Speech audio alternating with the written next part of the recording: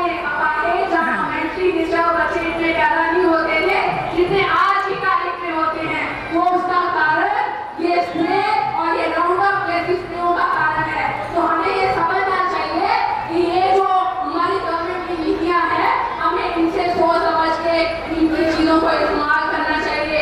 ये जितनी इंडस्ट्रीज हैं ये सारी दूसरी कंट्रियों में बैन है, पर हमारे इंडिया, बांग्लादेश, पाकिस्तान में इनकी कंपनियां लगा रखी हैं।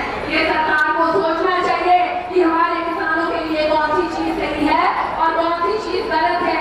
आपने किसान आंदोलन में एमएसपी की बात की, आपने एमएसपी को फिक्स करने की बात की, उसके बाद आप आज तक मैं कहती हूँ दाल के ऊपर, गेहूं और सिर्फ चावल की फसल के कारण किसी का एमएसपी का कोई फिक्स प्राइस नहीं देते।